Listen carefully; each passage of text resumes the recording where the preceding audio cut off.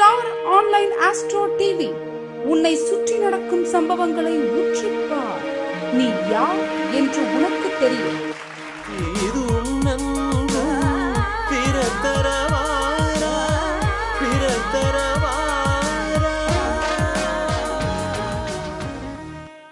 இங்கு கூடியிருக்கின்ற ஜோதிட பேரறிஞர்கள் அனைவருக்குமே எனது வாழ்த்துக்களும் வணக்கங்களும். அவர்கள் அமர்ந்து பேச சொன்னார்கள். சபையின் நாகரிகம் கருதி அமர்ந்து பேசுதல் ஆரோக்கியமாக இருக்காது. அதனால்தான் உங்கள் முன்னே தோன்றி என்ன இது துவக்க உரையை, ஏன்னா பேச விஷயம் நிறையா இருக்குது, எடுத்தோன்னே எல்லா சப்ஜெக்டையும் கொடுக்கவும் முடியாது. முதல்ல நம்ம தெரிஞ்சுக்க வேண்டியது ஜோதிட மாநாட்டில் பழமையான ஜோதிடர்களை பற்றி இலக்கியம் என்ன சொல்லுது, ஜோதிடர்களுடைய பெருமை என்ன, அதை ஃபாலோ பண்ணவங்க எவ்வளோ காலத்தில் பண்ணி வந்திருக்காங்க, இன்றைய நிலைமை என்ன, இந்த மூணே ஓரளவுக்கு நம்ம தெரிஞ்சுக்கிட்டால் தான் அடுத்த ஸ்டெப்பு என்னங்கிறது புரியும். தவிர இன்றைக்கி ஒரு நல்ல நாள், நவமி திதி, ஸ்ரீராம நவமி, ஒரு அவதார புருஷன் கடவுள் மனிதனாக வந்த நாள், சத்தியத்தையும் தர்மத்தையும் நிலைநாட்டிய நாள், நிலைநாட்டுவதற்காக தோன்றிய நாள். இன்றைய நாளில் நாமும் சில சங்கல்பத்தை மேற்கொண்டு ஜோதிடத்தில் ஒரு சத்தியத்தை, உண்மையான ஜோதிடம் எது, ஜோதிடர்கள் யார் என்பதை நிலைநிறுத்த திரு மந்திராஜலம் அவர்கள் எடுத்த முயற்சிக்கு உறுதுணையாக நிற்போமாக. இப்போது இவ்வளோ பேர் நம்ம கூடியிருக்கிறோம். இது இந்த கூடியிருக்கிறதுல ஒன்றும் பெருசு இல்லை. என்ன தலைப்பு எடுத்துக்கிறோம்?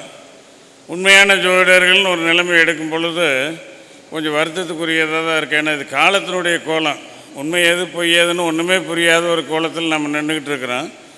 கொஞ்சம் நம்ம தமிழ் இலக்கியங்களையெல்லாம் பார்க்க போனோம்னா ஜோதிடர்கள் அதை என்ன சொல்லுதுன்னா, பொழுது அளந்து அறியும் பொய்யா மக்கள்ங்கிறது. முல்லைப்பாட்டுங்கிற ஒரு தமிழ் இலக்கியத்தில் பொழுது அளந்து அறியும் பொய்யா மக்கள், உண்மையை மட்டுமே சொல்லுவாங்க. காலத்தை கணித்து உண்மையை சொல்லக்கூடிய ஜோதிடர்கள் தான் பொழுது அளந்து அறியும் பொய்யா மக்கள். இது முல்லைப்பாட்டு. தொல்காப்பியத்தில் கணிவன் முல்லைங்கிற ஒரு அதிகாரம் இருக்குது. அதுவும் ஜோதிடருடைய பெருமையை சொல்ல வந்த நூல் தான் பாட்டு. மறுவில் செய்தி மூவகை காலமும் நெறியின் ஆற்றிய அறிவன்றயமும், இந்த 2 வரி 3 காலத்தையும் நல்லா உணர்ந்து நெறியோட மக்களுக்கு எடுத்து உரைக்கக்கூடிய தகுதி வாய்ந்தவன் தான் ஜோதிடர்கள். இது இப்போ தொல்காப்பியம் நமக்கு ஆதி நூல். கோச்சங்கர் சோழன் ஒரு சோழ மகாராஜா, கிமு 3ஆம் நூற்றாண்டில் இருந்தவர். அவருக்கும் ஜோதிஷத்துக்கு என்ன சம்பந்தம்? ஜோதிஷரில் அவர் சொல்கிறாரு, காலத்து இயல்பறி கணக்கர், காலத்தினுடைய இயல்பை கணிக்கக்கூடிய ஆற்றல் மிக்கவர்கள் காலத்து இயல்பறி கணக்கர் என்றும், சுடரியல் நிபுணர் என்றும். சுடரியல் ஜோதிடத்திற்கு சரியான தமிழ் வார்த்தை சுடரியல் நிபுணர் என்றும் கோச்சங்கர் சோழன் கிமு 3ஆம் நூற்றாண்டு. அது இல்லாமல் சிலப்பதிகாரத்தில் எப்படி சொல்லுதுன்னா, 6 மதியின் காருக வடிப்பயின்று 5 கேள்வியும் அமைந்தோன். 6 மதி நமக்கு தெரியும், 12 மாதம். காருக வடிங்கிறது பஞ்சாங்க கணிதம். 5 கேள்விங்கிறது திதி, யோகம், நட்சத்திரம், கரணம், கிழமை, இதெல்லாம் 5 சேர்ந்தது. 6 மதியின் காருக வடிப்பயின்று 5 கேள்வியும் அமைந்தோன் அப்படிங்கிறது தான் ஜோதிஷனுடைய சிறப்பு. இந்த இலக்கியத்தில் கூறின ஜோதிஷத்தை பற்றி நம்ம தெரிஞ்சுக்கிறோம். இந்த ஜோதிஷத்தை பற்றி ஒரு சின்ன வரலாறு ஒரு 2 நிமிஷம் எடுத்துக்கலான்னு இருக்கிறேன். ஏன்னா நம்ம இன்றைக்கி நிலைநாட்டக்கூடிய சப்ஜெக்ட்டுக்கு கொஞ்சம் பின்னாடி போக வேண்டிய சூழ்நிலை இருக்குது. இப்போ நூற்றாண்டுகளினுடைய துவக்கம், முதல் 5 நூற்றாண்டு எடுத்துக்கிட்டிங்கன்னா சித்தாந்த காலம், கணிதம், வானியல் கணிதம், வரையறுத்த கணிதங்கள், அவையெல்லாம் யாரும் மாற்ற முடியாது. சித்தாந்தங்கிற ஒரு சொல்லுக்கு பொருளே அக்செப்டட் ட்ரூத்து, யாராலும் மறுக்க இயலாத சத்தியபூர்வமான உண்மை சித்தாந்தம். பூரா கணிதம், வானமண்டலத்தை பற்றிய கணிதம், கோள்களின் நிலைமை, இதெல்லாம் சித்தாந்த காலம் முதல் 5 நூற்றாண்டு.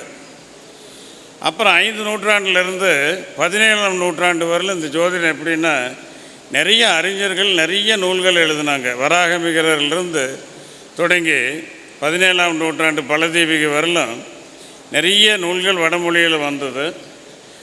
அந்த நூல்களெல்லாம் நம்ம மூல நூல்களாகவும் ஆதார நூல்களாகவும் வச்சுருக்கிறோம். இன்றைக்குமே படிக்கணும் இல்லைங்கிறது அது வேறு, ஒரு ஆத்தென்டிக் அப்ரோச் அது. இது 17ஆம் நூற்றாண்டு வரலும் நடந்த நிலைமை. 17ஆம் நூற்றாண்டிலிருந்து 19ஆம் நூற்றாண்டு வரலும் நம்ம ஜோதிட உலகத்தை அதிகமாக தாக்குனது தாஜிக சிஸ்டம். நீலகண்ட தாஜிகம், மனுஷ ஜாதகம், தாஜிக பద్ధதினே அது ஒரு ரூட் இருக்குது. சகமஸ்புடங்கள் தான் அதில் நிறையா வரும். 17-18ஆம் நூற்றாண்டு அந்த தாஜிகத்தினுடைய தாக்கம் அதிகமாக இருந்த காலம். அதற்கு பிறகு 18ஆம் நூற்றாண்டு முடிஞ்சு 19ஆம் நூற்றாண்டு துவக்கத்திலிருந்து 20ஆம் நூற்றாண்டு மத்தியம பகுதி வரையிலும் இந்த மூல நூல்களை வாழ்ந்த அறிஞர்கள் கொஞ்சம் தமிழில் மொழிபெயர்த்தாங்க. சிஜி ராஜன் வரையிலும் 19ஆம் நூற்றாண்டு 20ஆம் நூற்றாண்டுடைய மைய காலம் சிஜி ராஜன் வரையிலும் நூல்களே நமக்கு மொழிபெயர்த்தாங்க. அது இன்றைய தலைமுறைக்கு படிக்கிறதுக்கு உதவக்கூடிய வாய்ப்பு. ஏன்னா அது தமிழில் தான் அவங்க மொழிபெயர்க்கப்பட்டது. கணிதம், பஞ்சாங்க கணிதம், பலன் சொல்லக்கூடிய விதம், இதெல்லாமே சிஜி ராஜன் வரையிலும் நடந்தது. இந்த 20ஆம் நூற்றாண்டினுடைய பிற்பகுதி 1950லேருந்து 2000 வரையிலும் எடுத்துக்கிட்டிங்கன்னா இருந்த ஜோதிடர்கள் குருமுகமாக ஜோதிஷத்தை கற்றுக்கிட்டு நெறிமுறையோடு அந்த ஜோதிடத்தை சொன்னாங்க. ஏன்னா அவங்களுக்கு எந்த ஆசைகளும் தேவைகளும் இல்லை, சர்வீஸ் தான் அவங்களுடைய மெயின். கற்றுக்கிட்டது குருமுகமாக நெறிமுறையோட ஜோதிடத்தினுடைய இலக்கணம் சொல்லும் பொழுது அநேக கோரா தத்வஜ பஞ்ச சித்தாந்த போகிதக ஊகா போகப்படு சித்தமந்திரோ ஜனாதி ஜாதகம். இது வராக மிகர் சொல்கிறது. அநேக கோரா தத்வஜ கோரா சாஸ்திரத்தை எல்லாமே நல்லா படிக்கணும், பலமாக இருக்கும் பலன் சொல்கிறதுக்கு. பஞ்ச சித்தாந்த போகித சித்தாந்த கணிதங்களை நல்லா தெரிஞ்சுக்கணும், கிரகங்களுடைய நிலைமை தெரிஞ்சுக்கிறதுக்கு. ஊகா போகப்படு, இங்கே தான் ஜோசியர்கள் சிலிப்பாகிற இடம். எதை எங்கே சொல்லணும், எதை ஒமிட் பண்ணணுங்கிறது ஜோசியர்களுடைய சுதந்திரத்துக்கு அவர் விட்டுருக்காங்க. நீங்கள் படிக்காமையே நான் எல்லாத்தையும் ஒமிட் பண்ணுவேன், எதை வேணாலும் சொல்லுவேன்னு போக முடியாது. ஊகா போகப்படு, எதை சொல்லணும் எதை தள்ளணும்.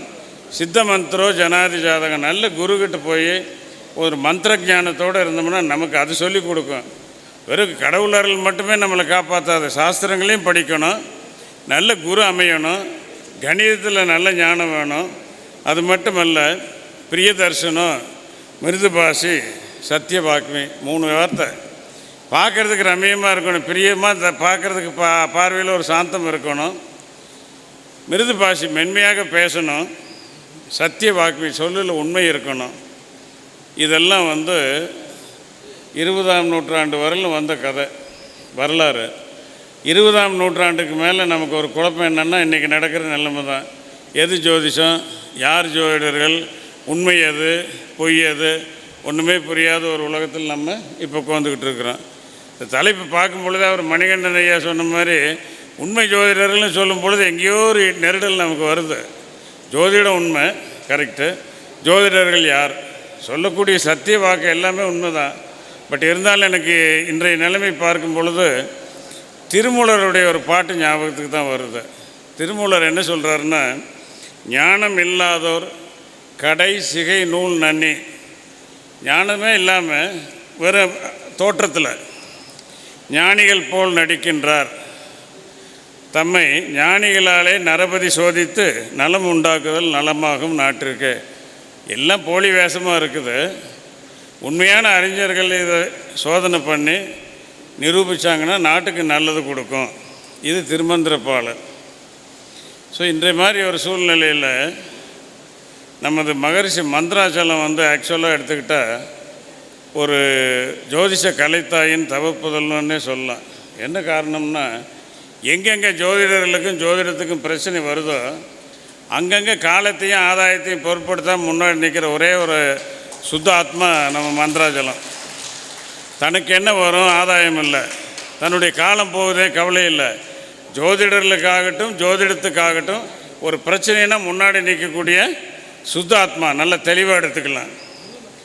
இது எல்லாம் நல்ல ஜோதிடர்களுக்கெல்லாம் முன்னாடியாக இப்படி ஒரு ஆள் இருக்கணும், ஒரு தளபதியாட்ட.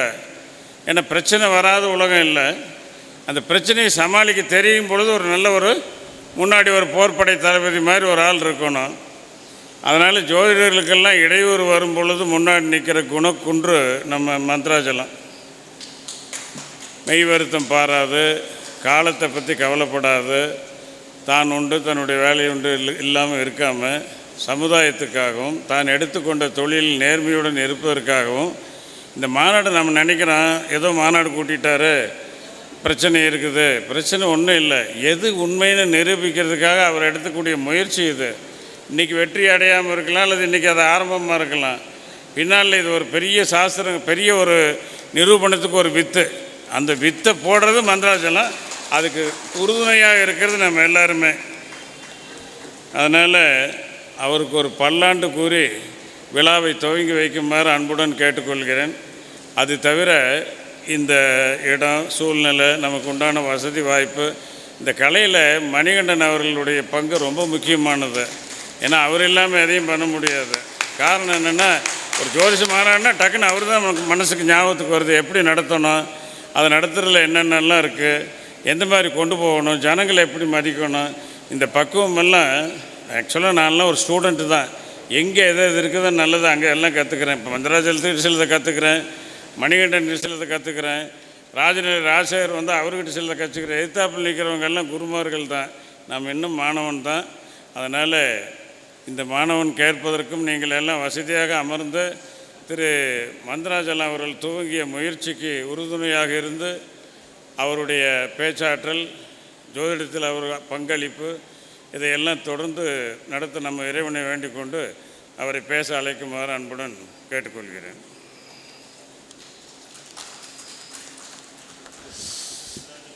நம்மெல்லாம் பள்ளிக்கூடத்தில் பாடம் படிக்கும்போது மாணவர்கள் எல்லாம் அமர்ந்திருக்க ஆசிரியர் என்ன பண்ணுவார், நின்றுக்கிட்டே பாடம் நடத்துவார் இல்லையா? அப்படி பாடம் நடித்த போது அதில் நாம் கற்றுக்கொண்டது தான் நம்முடைய வாழ்க்கை பாடங்களாக அடித்தளமாக அமைந்து கொண்டிருக்கிறது. ஸோ அந்த பாடத்தின் அடிப்படையில் ஐயா அவர்கள் கிட்டத்தட்ட ஜோதிட உலகில் 50 ஆண்டுகள் மேல் கடந்தும் இன்னும் தன்னை ஒரு மாணவனாக நினைத்து கொண்டிருக்கிறார். அப்படின்னா இந்த எளிமை மட்டுமே ஒரு ஜோதிடருக்கு எப்பொழுதும் வாழ்நாள் முழுவதும் மிகப்பெரிய ஒரு பிரம்மாண்டத்தையும் வளர்ச்சியையும் கொடுக்கும் என்பதை ஐயாவை உதாரணமாக கொண்டு நாமெல்லாம் அவர் பின்னிருந்து அப்படியே முன்தொடர வேண்டும் என்பதை இந்த நேரத்தில் தெரிவித்துக் கொண்டு